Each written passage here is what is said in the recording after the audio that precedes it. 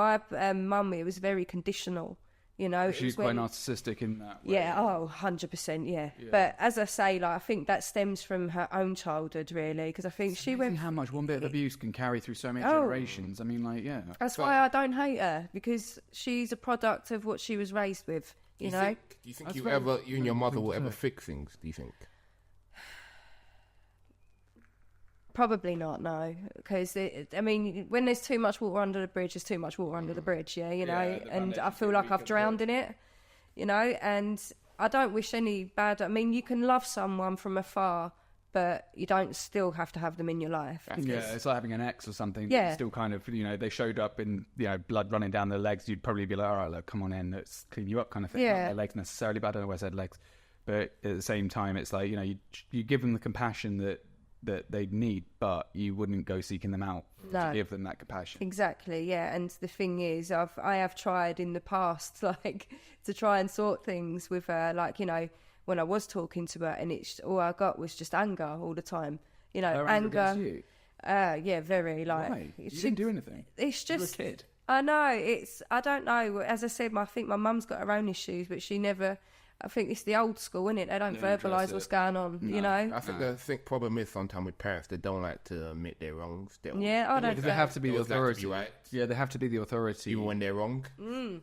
I think it takes a lot of courage to say you're wrong, because I know that, you know, I had a friend who had an issue like that actually with an ex-girlfriend of mine, and she was, you know, she was a lovely person. Yeah.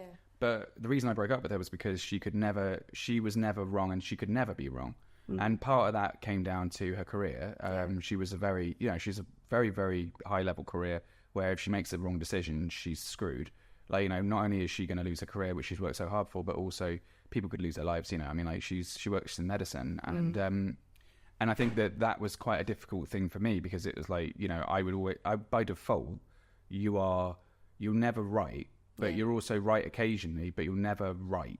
Yeah. You know, unless they agree that you're right, in which case you can never really be right, because you can't, for yourself and for your own, you know, and therefore there's that inequality, and that's something that you can't really, but it's not that you're wrong, it's not that you're being told that you're terrible. Yeah. But you get that sneaking suspicion that your opinion doesn't matter as much as it should. Yeah. And you're not an equal. No, that's fact, that's true.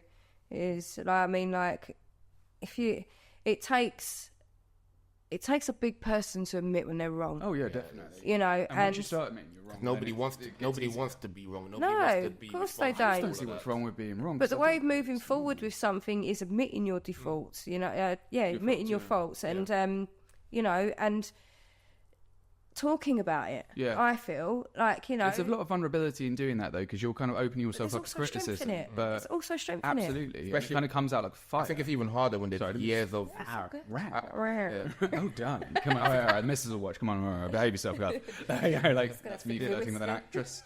I think it's worse. Moving up in the world, Marlon. High five. I think it's after you, we're going to Celine Dion on. Well,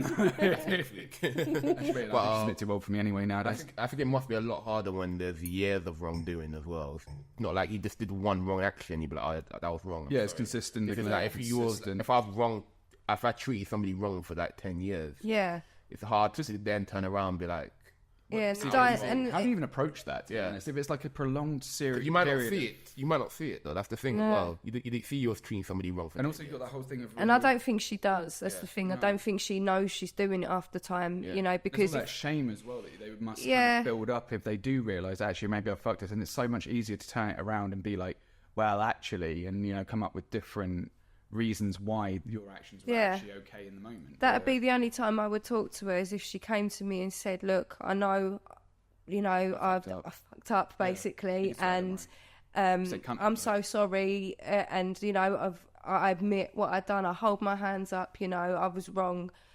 You know, in any way, I'd be open to a conversation. Yeah, you need to apologise to you, and appreciate what she did that hurt you as well. And I'd want to, but then when I used to talk about what had hurt me, like what she'd put me through, the men she'd brought in the house and stuff like that. Yeah. She didn't want to know. It was like, no, don't want to know, don't want to listen to it. And it's just that, it was like, it's all about how you feel. My feelings don't count. It's also about like kind of listening to how you felt as well. And that must be quite scary for her, because it's her responsibility. And I think that, You know, like, either that or she just didn't care. Like she was just too motivated on herself. As I say, my mum was one of those that she's, if it ain't about her, then she don't want to know. She's a narcissist. Yeah. Massively. Yeah, I had a friend of mine who had something similar with her mum, and she had some serious issues with her mum and trust issues as well, massive trust issues. Yeah. How has that affected your later relationships? So you had like kind of your granddad who was trustworthy and loving, and then you've got your mum who's a bit of an arsehole. I still need work when it comes to stuff like that, you know.